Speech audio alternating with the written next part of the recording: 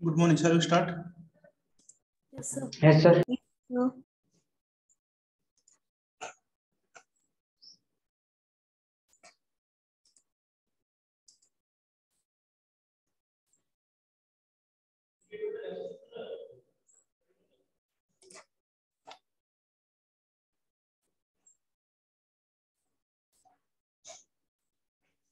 Who is Tayyab Moneri?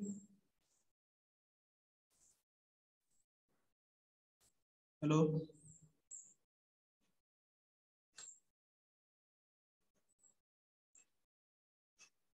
Tayyab Moneri, तुम्ही roll number लिहिलेला नाहीये. किती रोल नंबर आपला?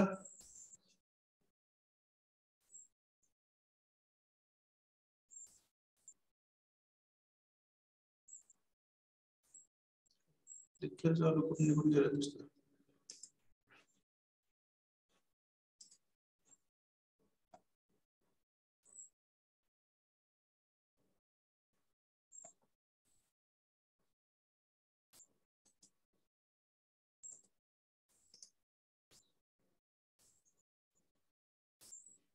तैयब मनेरी, आवाज येतोय का माझा? Hello, am I audible? Yes, sir. Yes, Yes. sir. तुम्ही नाही बाळा, तैयब मनेरी नावाचे एक स्टुडंट आहे, त्यांनी त्यांचा रोल नंबर लिहिला नाही. आपल्याच क्लास मधले आहेत काय?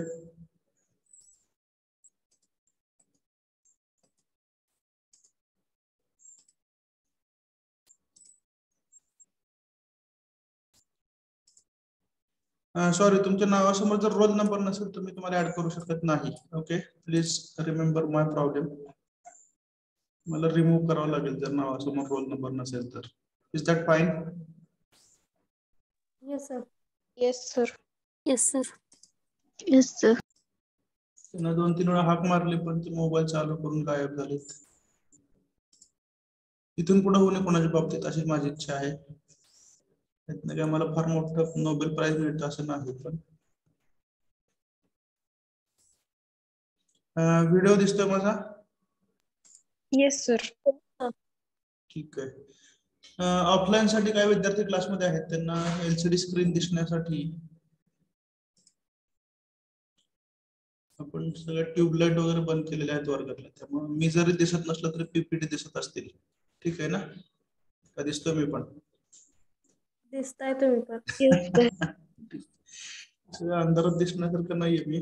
ठीक आहे. Shall we continue? Yes, sir. Yes, sir. Yesterday we have understood the difference between frame and truss.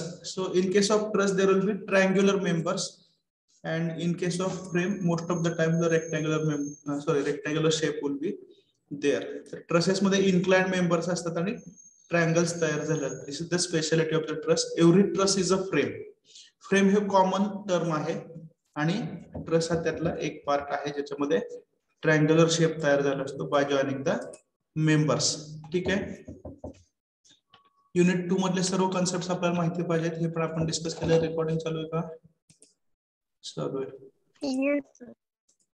Uniformly varying load, uniformly distributed load, point load, हे सर्व गोष्टी माहिती पाहिजेत. Yesterday we understood what is the meaning of pin jointed plane frame. तर frame म्हणजे काय? Structure form by joining slender members, म्हणजे ज्या मेंबर्सचा डायमीटर कमी आहे आणि लेंथ जास्त आहे. बरोबर आहे का? असे स्लेंडर मेंबर्स एकमेकांना जॉईन करून फ्रेम बनते. If all the members can be content in a plane, सर्वच्या सर्व मेंबर एका ह्याच्यामध्ये जर कंटेन होत असतील तर त्याला आपण प्लेन फ्रेम म्हणतो. बरोबर आहे? आणि कसे असतात? Pin jointed, hinged joint, nut bolt असतात किंवा पिन जॉईंट असतात. कधी कधी ते वेल्डिंगच्या फॉर्म मध्ये पण एकमेकांना जॉईन केलेले असतात. ठीक आहे. मशीन्स मध्ये वापरतात, ब्रिजेस मध्ये ट्रस जे असतात ते ऑडिटोरियम वगैरे रूफ साठी वापरले जातात सपोर्ट देण्यासाठी. हे सर्व आपण पाहिलंय. Plane truss means all the members can be content in a single plane, आणि स्पेस किंवा 3 dimensional frame means all the members can not be content in a single plane. इथपर्यंत आठवतं सर्वांना? Yes, sir. Yes. Next, we have understood the terminology. Now here you can see a space frame.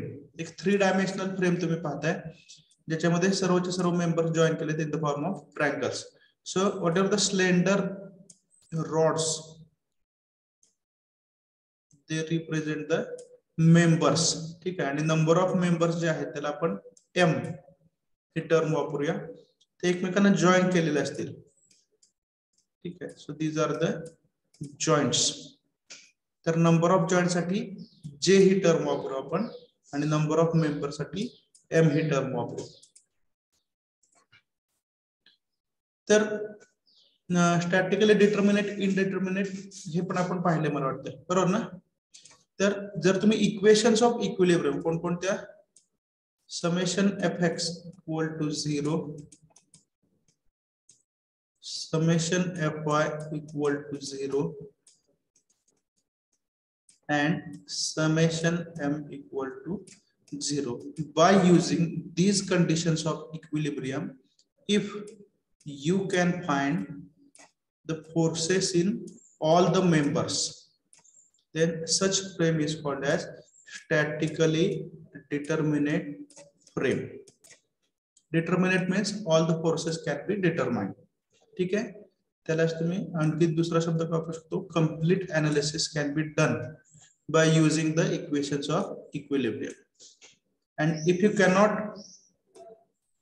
analyze the frame, म्हणजे सर्वच्या सर्व forces जर तुम्हाला calculate करता येत नसतील हे तीन इक्वेशन वापरून, तर ती फ्रेम कशी झाली, स्टॅटिकली इनडिटर्मिनेट. इनडिटर्मिनेट म्हणजे काय, all the forces cannot be determined. हे लिहून घेतलंय का? No sir.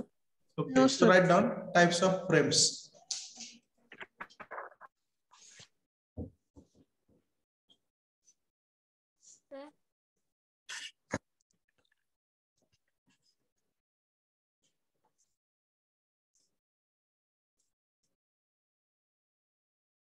Statically determinate and indeterminate frames. आज अटेंडन्स कमी कसं काय वाटायला लागलंय?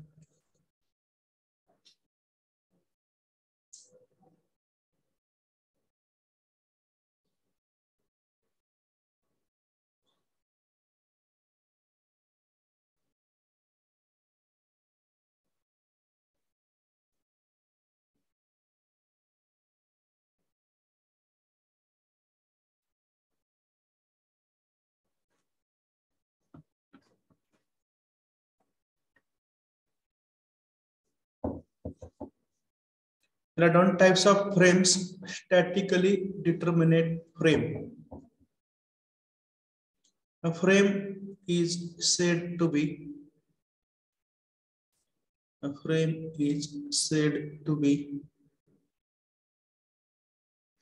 statically determinate. A frame is said to be statically determinate if comma द्यायचा राहिला इथं. हे टायपिंग हे सगळं जे स्लाइड वरती दिसतंय हे मी व्हॉइस टायपिंग केलेलं आहे last year.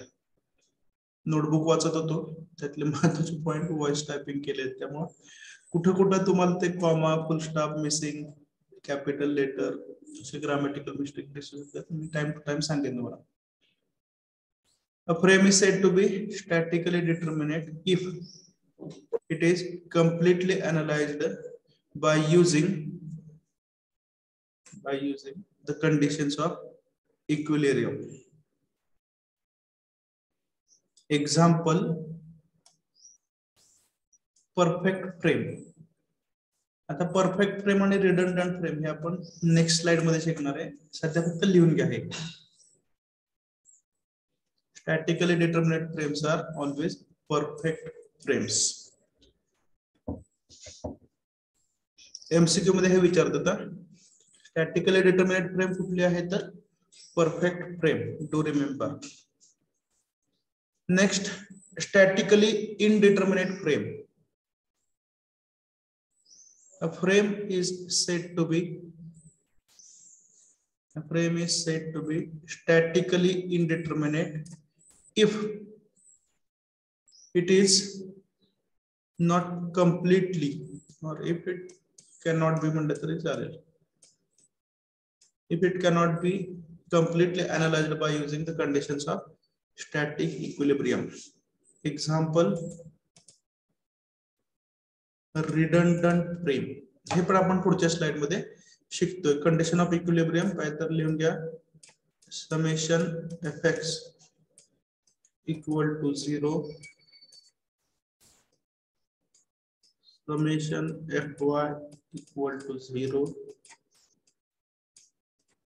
Third summation M equal to 0.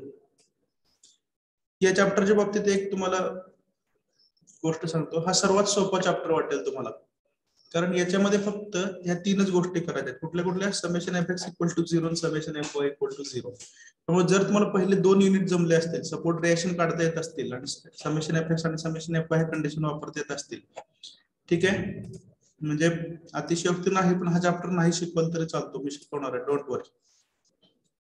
Okay, आता हे क्लासिफिकेशन जे आहे हे आपण समजून घेतल्यावर हा चार्ट लिहून घेऊया. ओके, मला आठवण करा. Next, now the first type of frame. सर्वांचं लक्ष आहे स्क्रीन कडे? Yes, sir. Yes, sir. Okay, the first type of frame we want to understand is perfect frame. ठीक आहे, so before this we have used one terminology. What is M? M is number of members. Number of members म्हणजे काय? तर number of rods. त्या frame मध्ये जे काय members आहेत, रॉड आहेत, बार आहेत, त्या नंबरला तुम्ही कशाने रिप्रेझेंट करताय? एम. समजतंय? आणि Yes. जे म्हणजे काय? तर जे is Number of the joints. Number of joints. ह्या 2 गोष्टी आपल्याला समजल्या. ठीक आहे, मग या दोघांमध्ये एक स्टँडर्ड रिलेशन असावं. कुठलं तर relation? M is equal to 2j minus 3, where m is the number of members and j is the number of joints. So if a particular frame satisfies this equation, m is equal to 2j minus 3. आता याचा benefit काय होतो? तर हे सर्व गोष्टी practical calculations करून define केलेले आहेत. ठीक आहे, तर m is equal to 2j minus 3 हा जर क्रायटेरिया ते एखादी फ्रेम किंवा ट्रस सॅटिस्फाय करत असेल तर काय असतं? You can find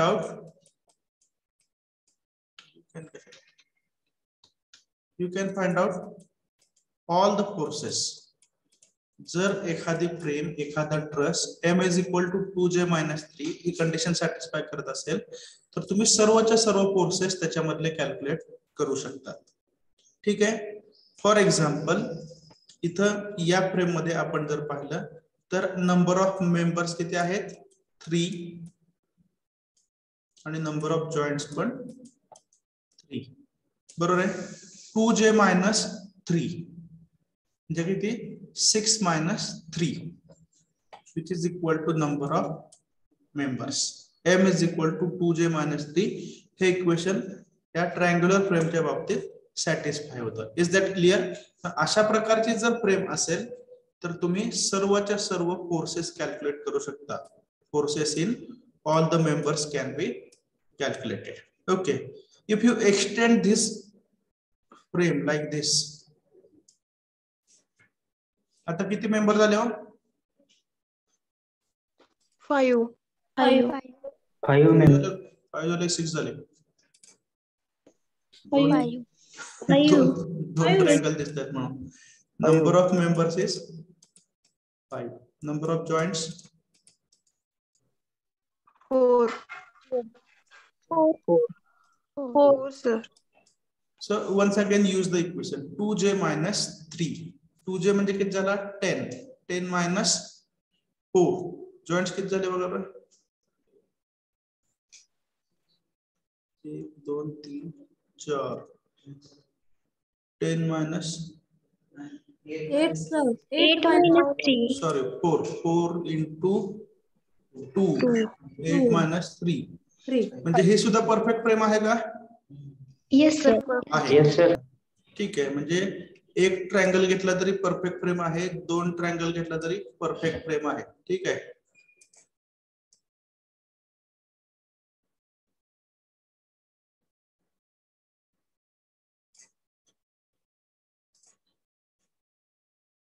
Now we will take 3 triangles. सांगा आता number of members किती झाले? 7. 7 members. Okay, number of joints 1 2 3 4 5. 5. Number of joints is 5. 2j minus किती झालं? 10. 10 minus 3 7, which is equal to number of members. ठीक है? So in short, you can understand that if any number of triangles are joined to each other, you will get a perfect frame. Is it clear? Yes, sir. Yes, sir. त्यामुळे तुम्ही एक single triangle घ्या किंवा number of triangular frames एकमेकांना join करा, मिळणारी frame ही कशी असेल? परफेक्ट फ्रेम असेल. आणि परफेक्ट फ्रेम म्हणजेच काय? तर त्याच्यामध्ये असणारे सर्व फोर्सेस आपण फाइंड आउट करू शकतो. In addition to this is the most stable structure. हे सर्वात स्टेबल स्ट्रक्चर असतं, त्याच्यामध्ये ऑप्टिमम नंबर ऑफ मेंबर्स आपण वापरतो. ऑप्टिमम म्हणजे काय? न कम न ज्यादा. Is it clear? जेवढे पाहिजेत तेवढेच आपण मेंबर्स वापरतो, म्हणजे कॉस्ट पण त्याची ऑप्टिमम राहते. त्यामुळे जास्त खर्च न करता आपण स्टेबल स्ट्रक्चर जर मिळवायचं असेल तर you need perfect frame in the form of triangles join to each other in series. लिहून घेताय? Yes, sir. काय डाऊट नाही परफेक्ट फ्रेम मध्ये? No, sir. No, sir. Okay, so please write down types of frames. Number 1 म्हणा याला perfect frame.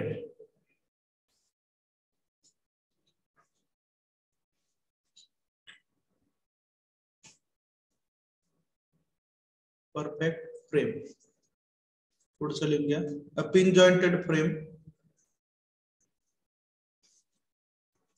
Pin jointed frame which contain just sufficient number of members to resist. Register कशामुळे झालं? ते white typing आहे, मी तुम्हाला मागाशी सांगितलं. नोटबुक वाचले टाइप केलं. just sufficient number of members to resist the load. ही जी फ्रेम असते ह्याच्यावरती तुम्ही अल्टिमेटली काहीतरी लोड अप्लाय करता ना. तुम्ही समजा याच्यावरती पत्रे ठेवले, मेटॅलिक शीट्स, त्यांचं वेट याच्यावरती अप्लाय होणार आहे की नाही? To resist the load without any appreciable deformation.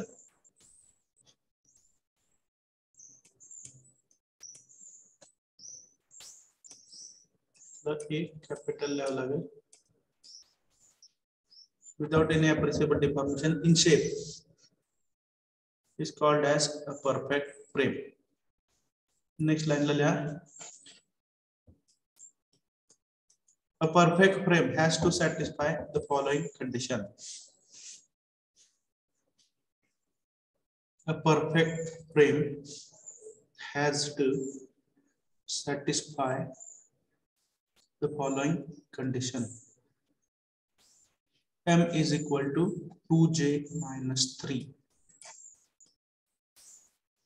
M is equal to 2j minus 3, where M is the number of members. M is the number of members and J is the number of joints.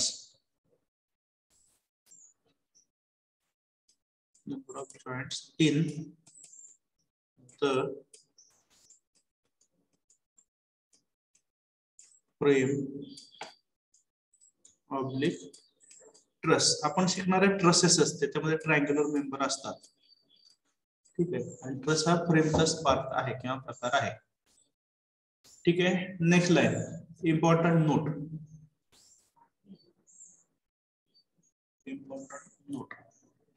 Any number of triangular frames,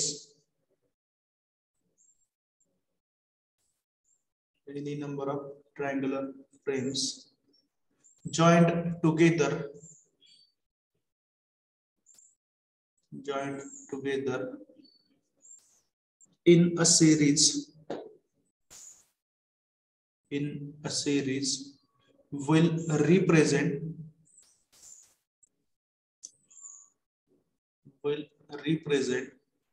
a perfect frame or truss.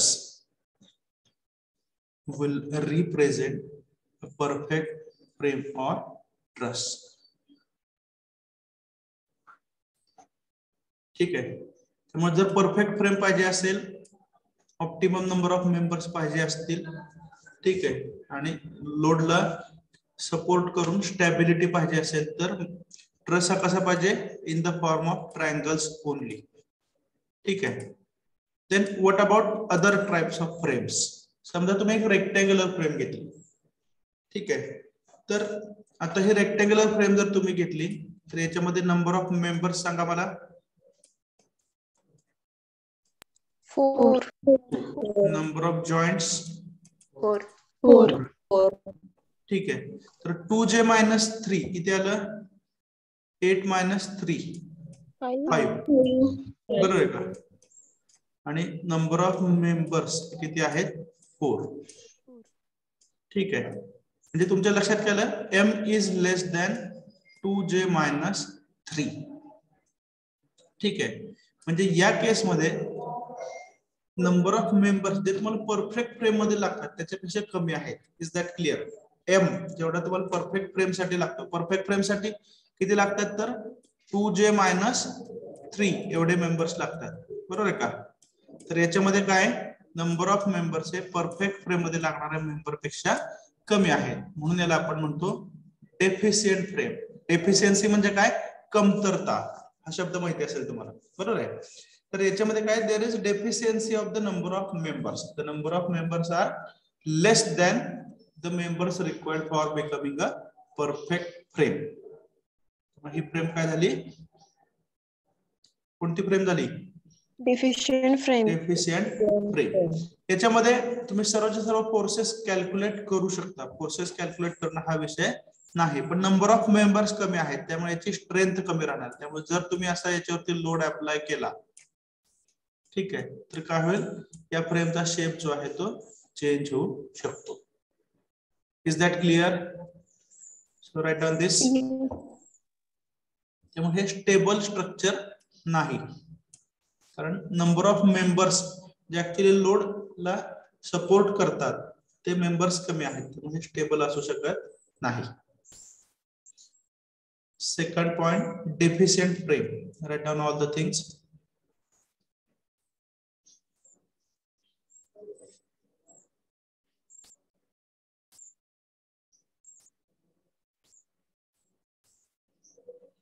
A frame is said to be deficient if the number of members in it. तर परत it अचानक capital आला, voice टायपिंगचा परिणाम आहे. Small मधला. A frame is said to be deficient if the number of members in it are less than the number of members required. Number of members म्हटलं पाहिजे. Number of members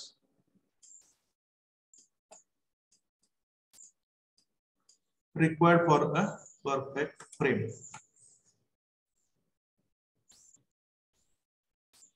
These frames cannot retain their shape.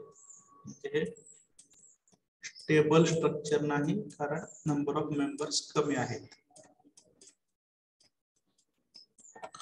These frames cannot retain their shape when loaded, when forces are applied. It has to satisfy the following condition.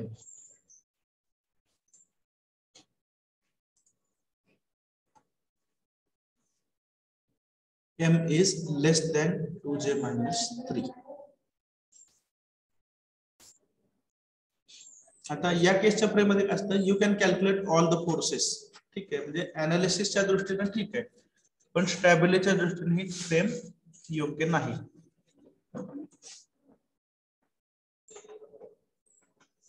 Perfect frame कशी होती, analysis साठी पण चांगली होती, सगळे process मिळत होते आणि स्टॅबिलिटीच्या दृष्टीने पण चांगली होती. एग्जांपल ड्रॉ करा, rectangular frame.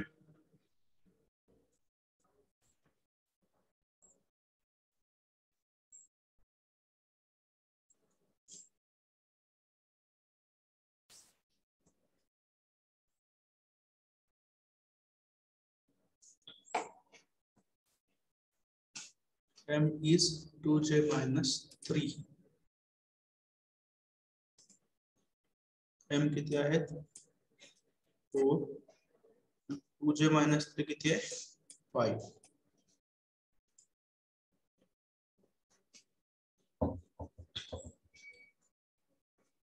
Therefore this is deficient frame and it is not stable. लिहून झाल्यावर सांगा.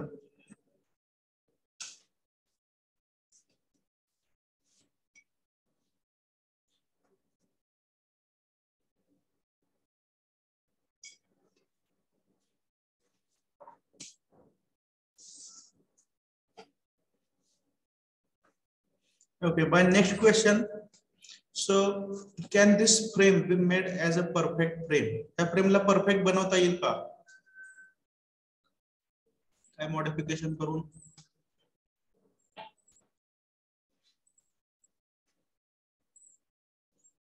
Diagonal.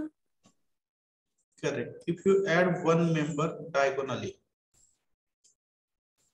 आता हे जे रेक्टेंगुलर फ्रेम आहे, it is getting converted into combination of two triangles. जिथं कॉम्बिनेशन ऑफ ट्रायंगल्स आहे ते परफेक्ट आहे, मोजायची सुद्धा गरज नाही. Is that clear? मगाशीच आपण व्हेरीफाय केलं. Yes, sir. Yes, sir. ठीक आहे. असा पण एखादा एमसीक्यू लॉजिकल असू शकतो. ठीक आहे. डोंट नो काय विचारतात. Third frame redundant frame. तर रिडंडंट याचा अर्थ काय? रिपिटिशन अशा अर्थ आपण घेतो, बरं का? म्हणजे जिथं गरज नाही तिथं जास्ती आहे त्याला आपण रिडंडन्सी म्हणतो. म्हणजे याच्यामध्ये काय असणार आहे सांगा? तर परफेक्ट फ्रेम मध्ये जेवढे मेंबर्स तुम्हाला लागतात त्याच्यापेक्षा जास्त असतात, रिडंडन्सी असते किंवा एक्सेसिव्ह मेंबर्स असतात. बरोबर आहे. फॉर एक्झाम्पल इथं नंबर ऑफ जॉइंट्स किती आहेत 4, बरोबर आहे का? 4 कॉर्नरचे 4 जॉइंट्स, बरोबर का? नंबर ऑफ मेंबर्स किती झाले 4 plus diagonally 2 6. Okay, apply the equation and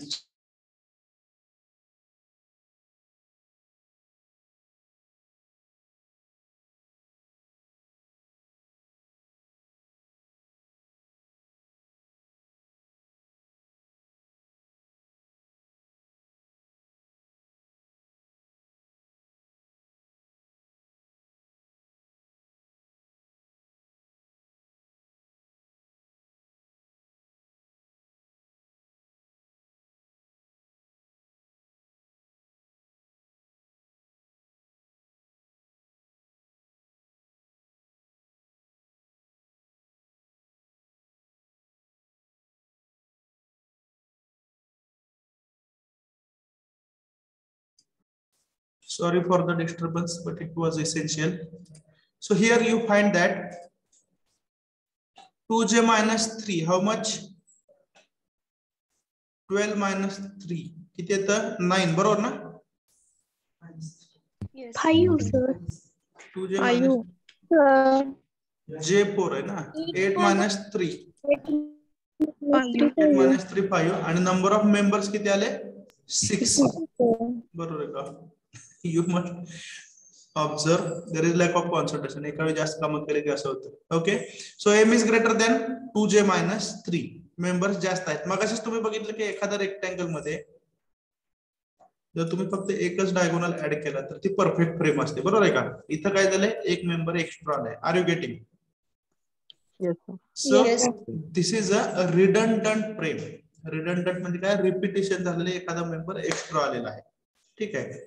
तर याच्यामध्ये काय बघा, तर कंडिशन ऑफ इक्विलिब्रियम जे आहेत त्यानुसार बघा, परफेक्ट फ्रेम मध्ये काय असतं, सर्वच्या सर्व तुम्ही फोर्सेस कॅल्क्युलेट करू शकता, बरोबर आहे. डेफिशियंट मध्ये पण कॅल्क्युलेट करू शकता, कारण मेंबर्स असतानाच कमी म्हणजे फोर्सेस कमी असणार. Are you getting or not? बघा काय सांगतो नीट समजून घ्या. परफेक्ट फ्रेम मध्ये we can find all the forces in all the members. काय डाऊट आहे का? No, sir. No, sir. In case of redundant frame members असतानाच कमी आहेत म्हणजे फोर्सेस कमी असतील. Yes or no? Yes, sir. Redundant frame मध्ये पण तुम्ही सर्वच्या सर्व फोर्सेस कॅल्क्युलेट करू शकतात कारण मेंबर्सची संख्याच कमी असते. पण रिडंडंट फ्रेम मध्ये काय असणार आहे, number of members is more, बरोबर आहे का. त्यामुळं याच्यामधले सर्वचे सर्व फोर्सेस हे आपण कॅल्क्युलेट करू शकत नाही, तेच कॅरेक्टरिस्टिक आहे. कोणत्या कंडिशननी, तर कंडिशन ऑफ इक्विलिब्रियम आपले summation F x, summation F Y आणि समेशन एम, ह्या 3 कंडिशन वापरून आपल्याला सर्व फोर्सेस कॅल्क्युलेट करता येणार नाही. Is that clear? Yes, sir. Yes, त्यामुळेच रिडंडंट फ्रेम ही कशी असेल, स्टॅटिकली इनडिटर्मिनेट. मग अशा आपण लिहून घेतला, आठवतंय का. रिडंडंट फ्रेम ही कशी असेल, Statically statically indeterminate, means you cannot find out all the forces in such type of frame. बरोबर आहे. स्टॅटिकली डिटर्मिनेट चे इक्वेशन काय आहे, एक्झाम्पल परफेक्ट फ्रेम, ते आपण सुरुवातीला पाहिली होती. ठीक आहे. Any doubts? सर मिडलचा जॉईंट घेऊ शकत नाही का? नाही, ते ओव्हरलॅप आहे ऍक्च्युली. हे जे तुम्ही म्हणताय ना, तो ओव्हरलॅप आहे. जर इथं जॉईंट असतील मग नंबर ऑफ मेंबर्स किती होतील, 8 होतील, बरोबर आहे का. yes, sir. इथं ओव्हरलॅप आहे असं आपण गृहीत धरून सगळी चर्चा करतो.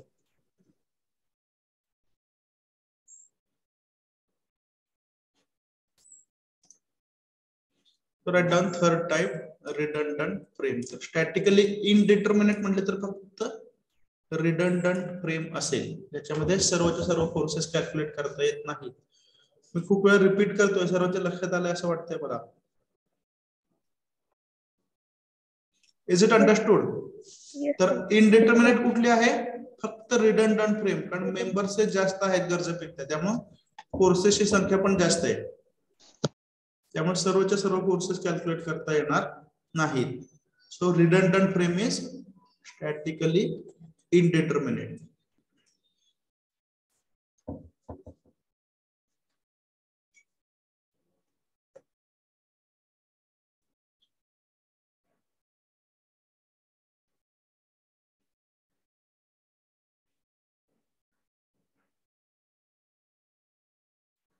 A frame is said to be redundant if the number of members in it are more than that of required for a perfect frame. 2j minus 3. This is the number of members required for perfect frame. So here the number of members are more than 2j minus 3. Such a frame cannot be analyzed. Means all the forces cannot be determined by using the equations of equilibrium. And therefore such type of frame is statically indeterminate. It can be represented by the equation m is equal to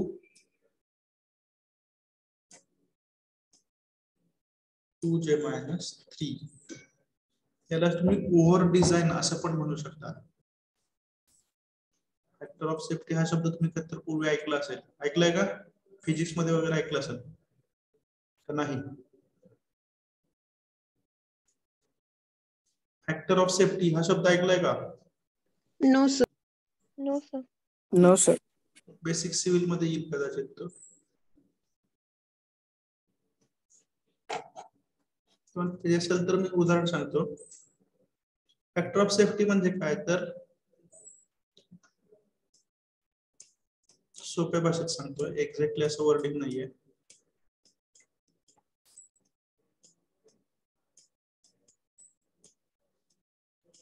applied load divided by maximum strength.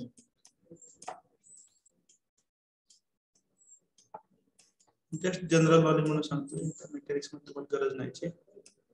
Applied load divided by maximum strength, याला आपण काय म्हणतो, factor of safety. लक्षात येते का? उलटे उलटे flat load divide by sorry ratio उलटा वाचा maximum strength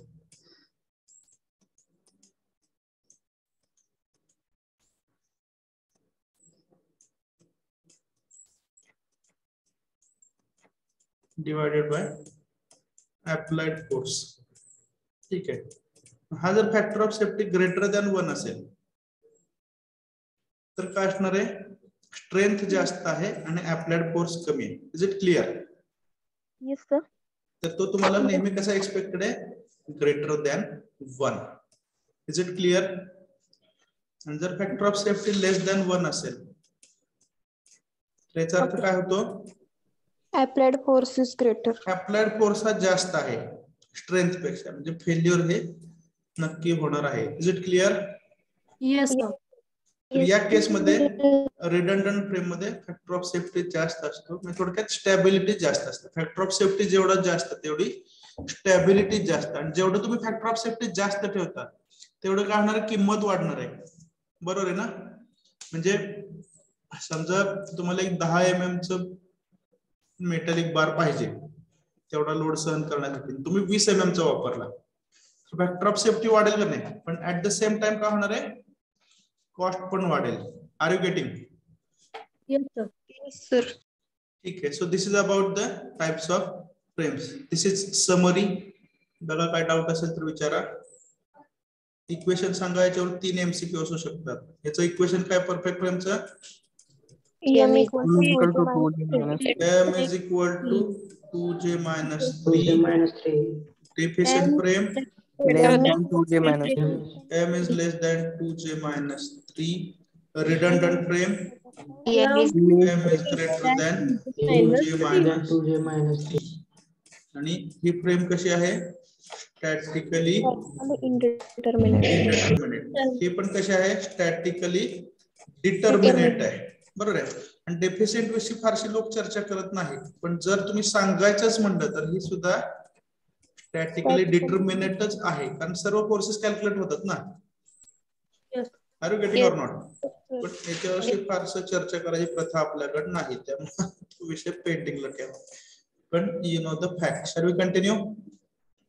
Yes, sir. Sir. ठीक आहे. Next now we are towards the last part of this chapter. You might be surprised. ठीक आहे. तर याच्यामध्ये आपल्याला काय शिकायचं आहे अनालिसिस ऑफ ट्रस. ट्रस म्हणजे काय तर नंबर ऑफ ट्रायंगल्स. समजतंय ना? Yes, sir. ट्रस Yes, म्हणजे sir. काय number of triangular frame joint to each other. यांचं आपल्याला अनालिसिस करायचं आहे. अनालिसिस करायचं म्हणजे काय तर we have to find the magnitude of all forces किंवा we have to find out the magnitude of required forces. Problem मध्ये जे कंडिशन सांगितली त्यानुसार. तर अनालिसिस करणं म्हणजे काय to find out the required or all the forces in the truss. तर साधी गोष्ट काय असेल जेवढे मेंबर असतील तेवढेच फोर्सेस असतील. Yes or no? Yes, sir. Yes, sir. जेवढे मेंबर्स असतील जेवढे रॉड्स असतील तेवढेच फोर्सेस असतील. ठीक आहे. वन मोर थिंग हे फोर्सेस 2 प्रकारचे असू शकतात. बरोबर आहे. These forces may be either tensile or these forces may be compressive. ठीक आहे. तर टेन्साइल आणि कॉम्प्रेसिव्ह डायग्राम बघू नका प्लीज. डायग्राम न बघता ज्या आधी मी सांगतो ते ऐका म्हणजे कन्फ्युजन होणार नाही. तशी खूप कन्फ्युजिंग गोष्ट आहे. ठीक आहे. तर तुम्ही नेहमी काय करायचं जॉईंट हा रेफरन्स पकडायचा. ठीक आहे. मग एखादा फोर्स जर ह्या जॉईंटला पुल करत असेल तर त्याला म्हणायचं टेन्साइल फोर्स. ठीक आहे. आणि एखादा पॉइंट एखादा फोर्स जर या जॉईंटला पुश करत असेल तर त्याला म्हणायचं कॉम्प्रेसिव्ह. हा खूप कन्फ्युजिंग कन्सेप्ट आहे त्यामुळे तुम्ही काय बघण्याच्या आताच मी तुम्हाला एक्सप्लेन केलाय. आता ही फ्रेम पहा. तर बघा हा फोर्स कसा सांगितलं compressive. Why it is compressive? Push type. तर तो जॉईंटला पुश करतो, जॉईंटला कॉम्प्रेस करतोय. Are you getting? Yes, sir. आणि तो दोन्ही ठिकाणच्या जॉईंटला पुश करणार आहे, कारण फ्रेम मधला कुठलाही मेंबर जो आहे तो दोन ठिकाणी जोडलेला असेल का नाही. Yes, sir. त्यामुळे फोर्स दाखवताना तुम्ही इकडे राईट हँड साइडला जॉईंटला पण तो पुश करतोय किंवा कॉम्प्रेस करतोय, आणि लेफ्ट हँड साइडच्या जॉईंटला पण पुश करतोय किंवा कॉम्प्रेस करतोय. ठीक आहे, पण फोर्स किती आहे? एकच आहे. Is that clear? Yes, sir. Yes. फक्त तुम्ही जॉईंटच्या रेफरन्सने, जर तुम्ही डावीकडचा जॉईंट घेतला तर त्याची दिशा कुठे दाखवणार? लेफ्टला. जर उजवीकडचा जॉईंट घेतला तर कुठे दाखवणार दिशा? राईटला. Is that clear?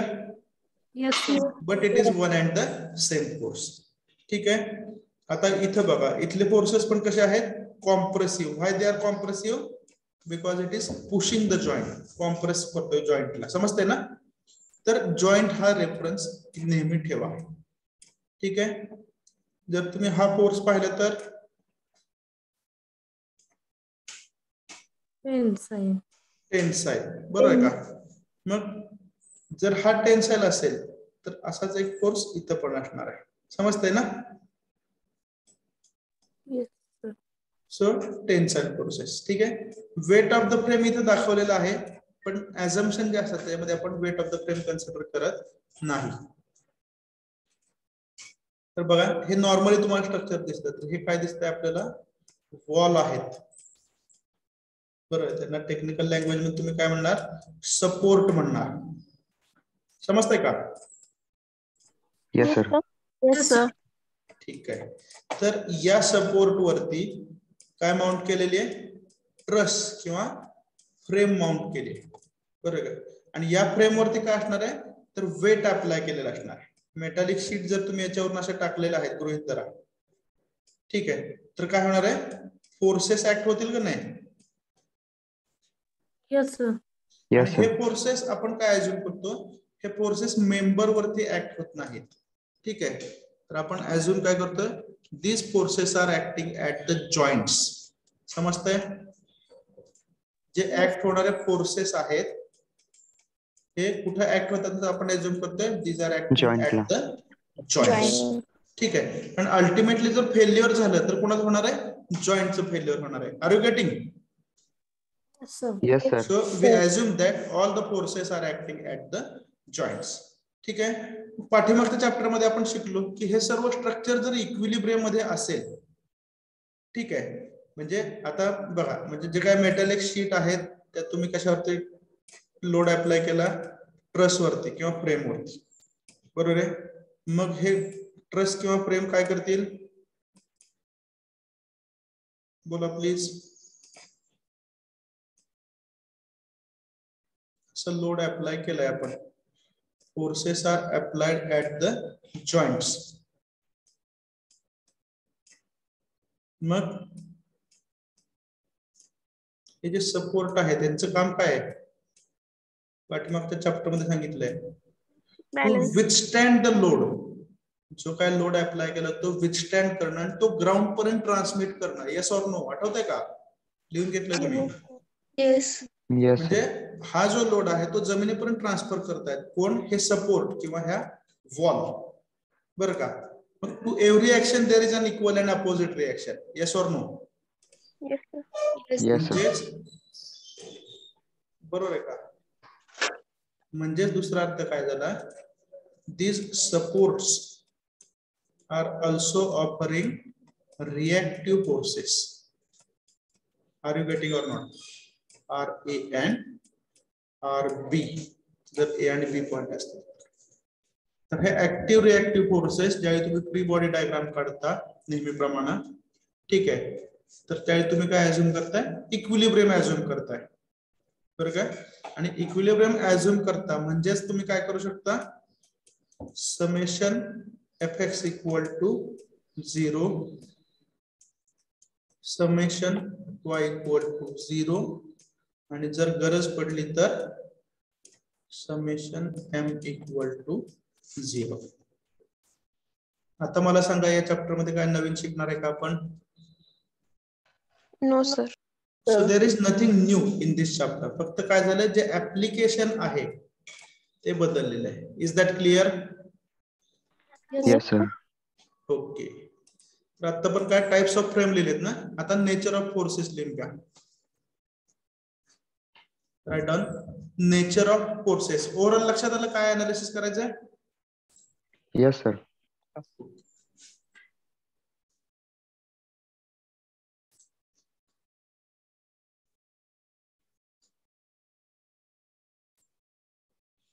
Today I think it is lecture number 45. So we are slowly moving towards half century.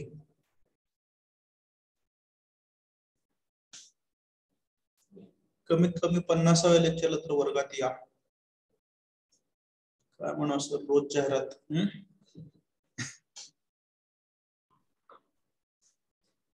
Let us hope all the things will be better in future. हॉस्टेल्सला परमिशन मिळेल, buses चालू होतील local student साठी. Do you want to be in the class? Yes, sir.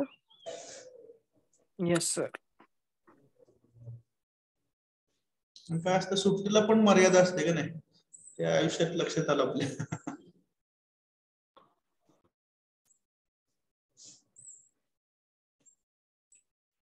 Bore होतंय sir घरी बसून. खरं आहे की. त्यामुळे आपण मॅथमॅटिक्स मध्ये शिकलो असतो. अप्पर लिमिट आणि लोअर लिमिट पाहिजे प्रत्येक गोष्टीला, बरोबर ना? Yes, Yes. sir. Yes.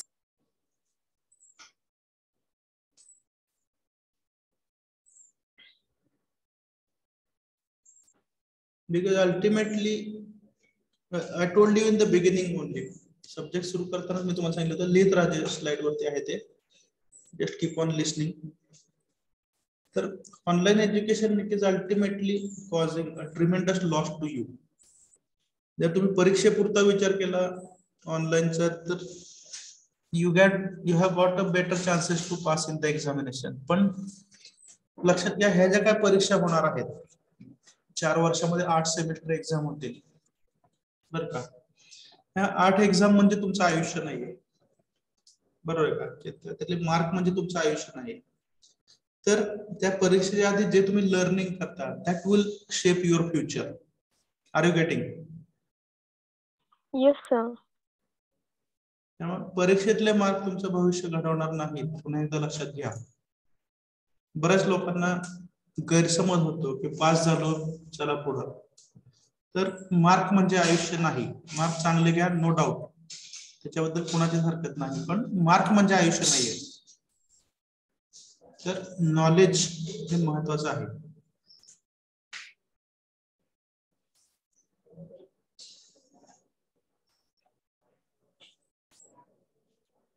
And it will shape your future, it will decide your achievements. Knowledge as well as ज्यावेळी तुम्ही जॉबला लागता त्यावेळी बिहेवियर.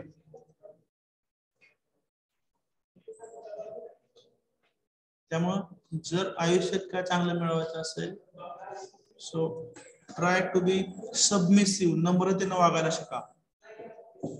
आयुष्यात खूप काय मिळेल. पण आपला प्रॉब्लेम काय असतो, आपण लहानपणापासून मी रागीट आहे असं सांगायला फार आवडतं आपल्याला. पण आपल्या रागाची किंमत कोणाला असते? फक्त घरातल्या 4 लोकांना, बरोबर आहे? मग प्रश्न विचारायचा की घरचे मला जॉब देऊ शकतात का? नाही, म्हणजे मला बदललं पाहिजे. Are you getting? Yes, sir. Yes, sir. त्यामुळे मी रागीट आहे, मला हे आवडत नाही, मला ते आवडत नाही, it doesn't matter for the outside world. Unfortunately बाहेरच्या जगातच आपल्याला ऍडजस्ट व्हायचंय, बाहेरच्या जगातच आपल्याला शिकायचंय आणि बाहेरच्या जगातच आपल्याला जगायचंय. लॉकडाऊन मध्ये पाहिलं, 2 वर्ष घरात बसलो, नको वाटायला लागलं, बरोबर ना? Yes. Yes. म्हणजे जे लाईफ पार्टनर्स, बरोबर आहे का, नवरा बायको खूप बिझी असतो, वेळ मिळत नाही म्हणत होते, बरोबर ना? घरात बसल्यानंतर भांडणं व्हायला लागली. Yes or no? Yes. So you cannot remain at home for the lifetime. बाहेरच्या जगात पडलं पाहिजे, ऍडजस्ट झालं पाहिजे. That's why we need to change ourselves. If you can't change the world, you have to change yourself.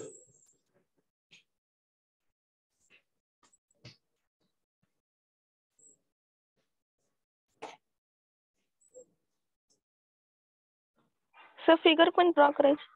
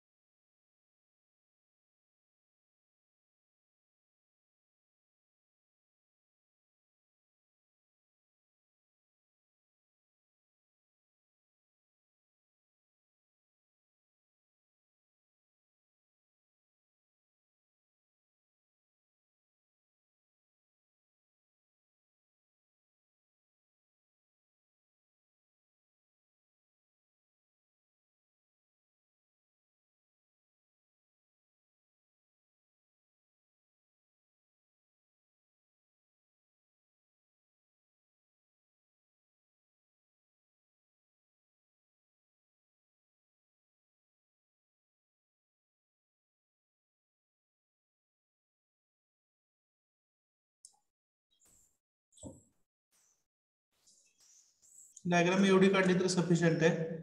त्याच्यापेक्षा महत्वाची diagram तुम्ही ही काढा तुमच्या लक्षात राहण्यासाठी.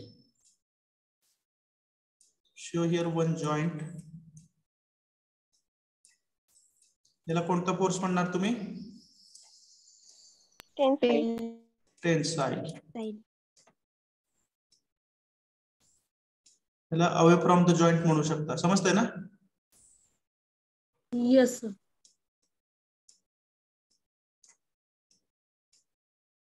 आणि टुवर्ड्स द जॉइंट हा कसा झाला? Compressive.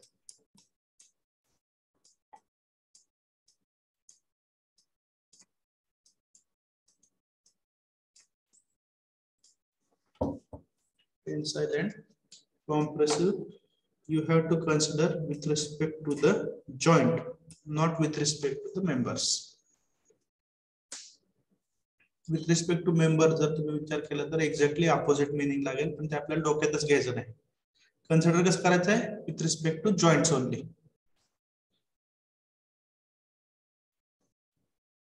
Is that clear? Yes, sir. Okay. त्यामुळे ड्रॉ दिस डायग्राम जास्त आपल्याला बेटर असेल. जॉइंटला ओढत असेल तर टेन्साइल, जॉइंटला कॉम्प्रेस करत असेल किंवा पुश करत असेल तर compressive. This is the thing you are going to remember.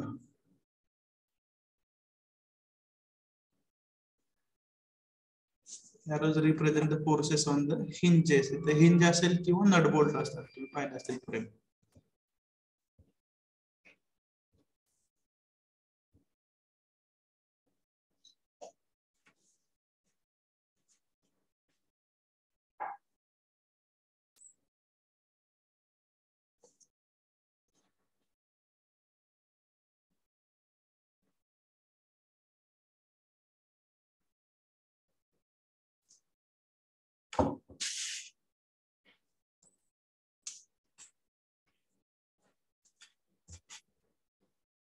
तारीख आज किती आहे बरं?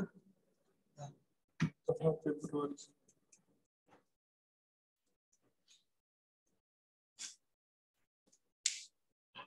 ठीक आहे. I'll take the attendance. 2-3 minute राहिलेले आहेत. पुढचा काय पॉइंट आहे पाहतो मी. एक्सप्लेन व्हायची शक्यता कमी आहे. हे लिहून झालंय? Yes, sir. Yes, sir.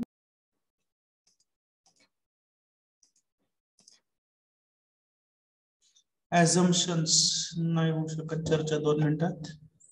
So I'll take attendance now.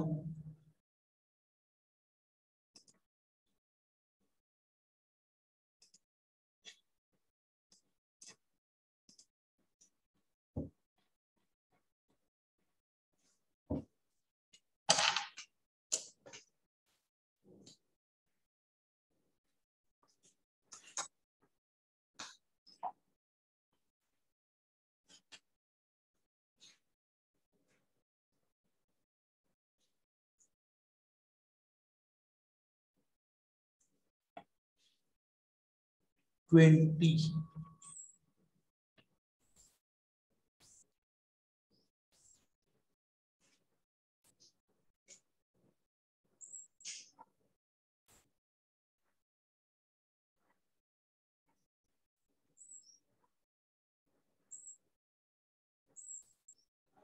$42.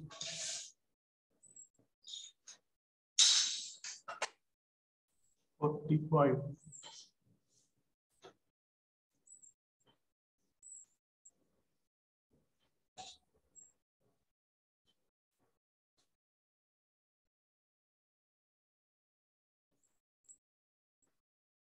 62.